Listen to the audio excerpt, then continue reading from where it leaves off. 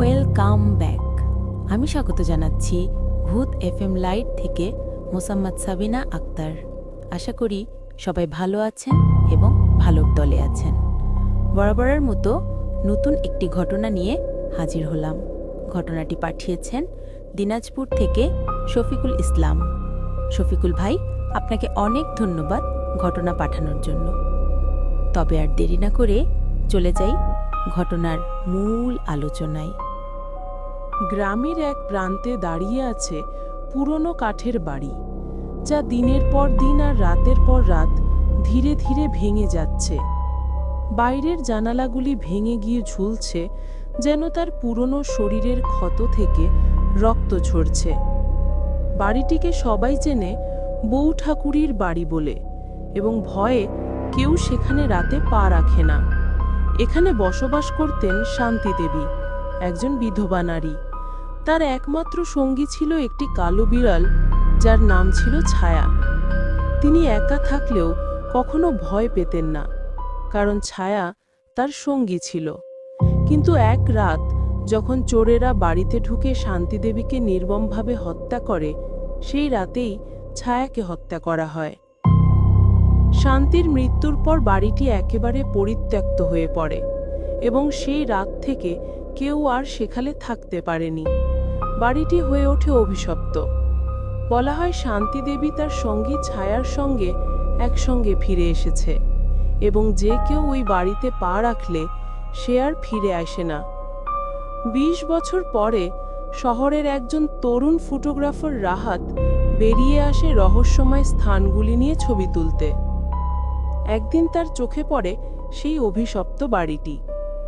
এটাই তো যার কথা সবাই বলছিল, অথবা সবাই মিথ্যে বলছে।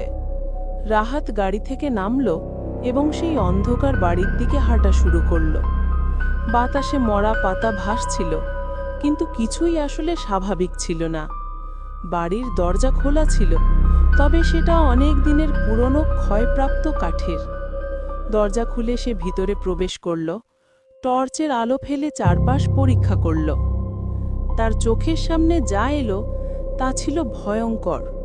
পুরনো ছবির ফ্রেম, আংশিক ভাঙা আসবাবপত্র, মেঝেতে ছড়িয়ে থাকা মোমবাতির অবশেষ। কিন্তু সবচেয়ে ভয়ঙ্কর ব্যাপার ছিল, তাকে দেখছিল এক কালো বিড়াল। ছায়া! রাহাত হতবাক হয়ে তাকিয়েছিল বিড়ালটির দিকে। বিড়ালটির চোখ দুটি রক্ত লাল ছিল।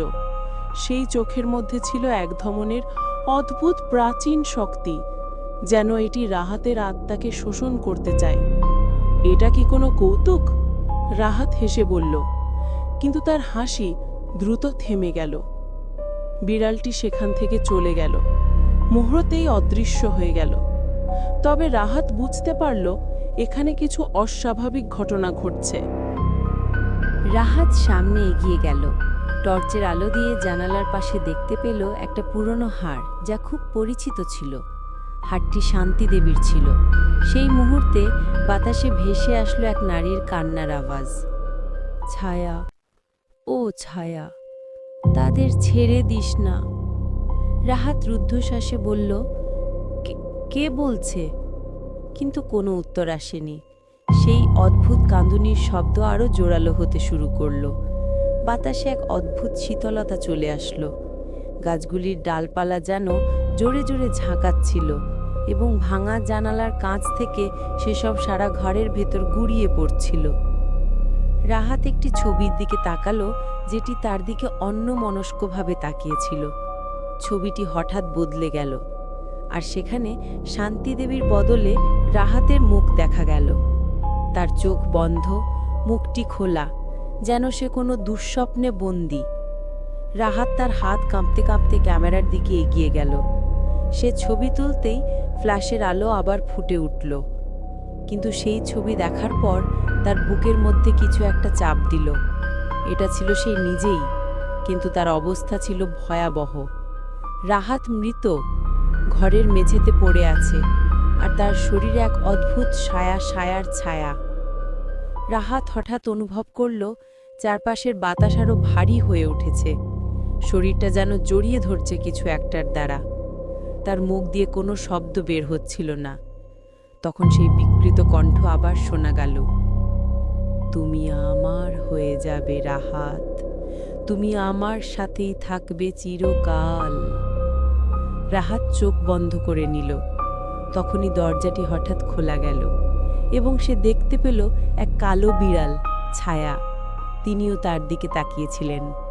এবার তার চোখের মধ্যে আগুনের ঝিলিক ছিল, আর তার সারা শরীর থেকে এক অদ্ভুত শীতলতা বের হচ্ছিল।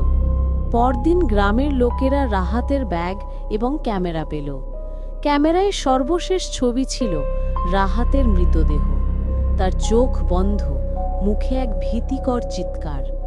আর সেই ছবির পাশে কেবল একটি কালো বিড়াল ছায়া জলজল করা চোখে তাকিয়ে আছে। গ্রামের লোকেরা জানত আর কেউ ওই বাড়িতে প্রবেশ করলে ফিরে আসবে না, তবে তারা কখনো কিছু বলতো না। একমাত্র যারা বাড়ির কাছে গিয়ে থাকতো তারা রাতের বেলায় দেখত রাহাত আর ছায়া জানালার ধারে দাঁড়িয়ে রয়েছে। তাদের চোখ দুটি এখনো লাল আগুনের মতো। আবার বাতাসে ভেসে আসে সেই কাঁদুনির শব্দ, আর ফিস ফিসে বলা হয়, আমি ফিরে এসেছি। ঘটনাটি এখানেই শেষ করা হয়েছে। আর আপনাদের যদি কোনো ঘটনা জানা থাকে আর যদি আমাদের কাছে পাঠাতে চান, তাহলে hakimhawladar420@gmail.com পাঠিয়ে দেন এই ঠিকানায়।